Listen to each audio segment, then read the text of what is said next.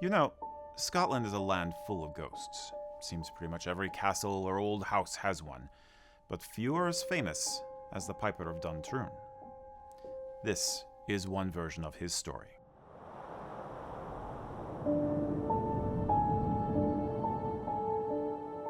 Now, Duntrune Castle was built in the 12th century in Argyll, and like most castles, it went through several owners over the centuries. The setting for our story is the mid-1600s, during the tragic and bloody Wars of the Three Kingdoms.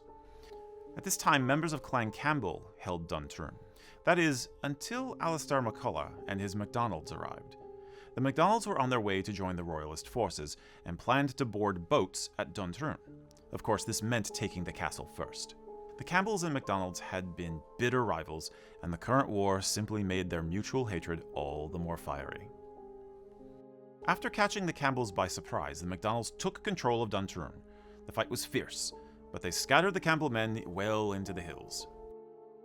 Now MacCulloch needed to continue his journey, so he left a garrison at the castle, and this garrison included one of his favorite pipers, known as Anfar Jerric, the Red One, a nickname he picked up for being both a great warrior as well as a piper with God-given talent. MacCulloch trusted Anfar Jerric to keep the men in line and also to keep spirits high while they awaited relief.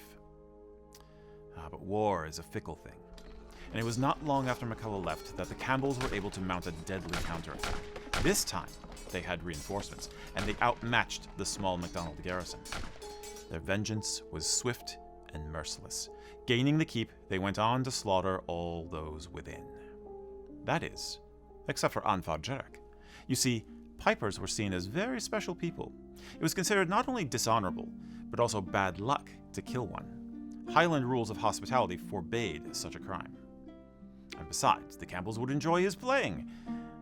And so they did, though Jerric never once played a happy tune for them. Now, the commander of the Campbells knew the MacDonalds would return in time. But rather than fear retribution, he saw this as an opportunity. Gathering his lieutenants, he explained, "MacCulloch's dogs will think this castle is still theirs, if we let them in. We'll hide our men and colours until they are within range. We may even trap them at the gate. Then, when they have no chance to back out, we'll cut them all down."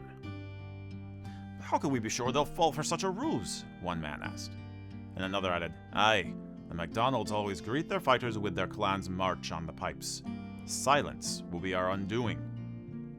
Then the idea, sent by the devil himself no doubt, occurred to them all at once. They had a piper who could complete their illusion. They approached Anfar Jerric and explained, "We're short of food and water. Our men are tired and have all taken a vote that we will not attack your people when they come home. We're ready to call a truce. But you must play your part. Play the song of homecoming for your kinsmen. We can all avoid bloodshed that way."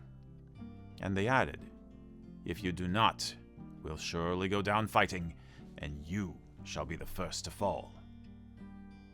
A few days later, a thick fog enveloped the shore. Though it was well after dawn, you could still not see your hand before your face if you stood on the ramparts of old Duntrune. So it was that the Campbell lookouts heard the splish, splash of the MacDonald oars before they ever saw a face. Quickly, the Campbells went to their posts, readied their bows and muskets, and opened the gates of Duntrune Castle. "And now you play," the commander told Jerric as he shoved him up onto the highest parapet. "Play and live." But of course, Anfar Jerric was too smart for these devils. He'd guessed all along it was a trap. And where they thought he could be the key to victory, Jerric knew he could instead be the key to salvation for his kin. He played. Oh, how he played! The walls of the castle and the hills around for miles echoed with the deep, powerful strains of his music. Jerric played as he had never played before, pouring his soul into every note, as only a master piper can. But it was not the song of welcome he played. Oh no. Rather, the low and somber tune echoing across the loch was a pibroch. That is, a tune of long, sonorous notes, melancholy and wistful. A song of mourning, you could say. The MacDonalds heard the music clearly. At first elated, they soon felt uneasy and confused, and then suspicious. And then they sensed the truth. The oars fell, crashing into the surf. The MacDonald men shouted to one another, "Reverse! Retreat! 'Tis a trap!" And in a flash, they had turned the boats about and escaped deep into the loch, the ghostly notes of the pibroch following after. And it was then that Anfar changed his tune to a song of farewell. Now the Campbells were of course furious. They ran to the shoreline, firing off their muskets into the fog out of pure rage. But of course they hit nothing. The commander went straight to Jerrig. "You're a clever man, Piper, I'll grant you, but now you pay for your sly ways." As his men held the Piper down, the commander brought up his broadsword, and in 2 vicious blows hacked off Jerrig's hands. Blood spurted all about, and the Piper's screams echoed on the loch. Cruel and devilish, the Campbell men cauterized the wounds so the Piper would not bleed out. They locked him in the cellar of the castle, walled up the door, and left him to rot. War is indeed fickle and cruel, and it was not long until the Campbells lost Duntrune again. Today, the place is owned by the Malcolms. And war's scars last many a year. The Malcolms will tell you that to this very day, you can still hear Anfar Jerrig's pibroch, because he has never left Duntrune. Aye, he's still there, loyal to MacDonald until Judgment Day he is. On cold foggy nights his spirit mounts the high parapet and plays the pipes, plays for his comrades long dead. Some nights it's the pibroch, others it's the song of farewell. And those who have heard it will tell you there is no more fearful tune in all the world. Some feel icy cold, others begin to weep for no reason. Yes, there are many ghosts in Scotland, and a few of them are noble souls indeed. Now, just in case you think this story is all made up, you should know this. When Duntrune was being renovated around the turn of the century, workers broke down a wall, and inside found a skeleton with no fingers.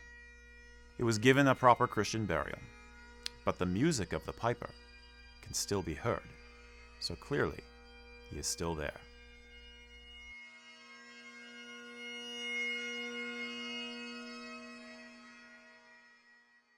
Thank you for watching. And if you enjoyed this little ghost story, we hope you'll look at our other content which is appropriate for this time of year. If you want to know more about Scottish ghost stories, check the description below for some links to a few books we like. Be careful on a dark night, and keep an ear out for those pipes. Sanchava.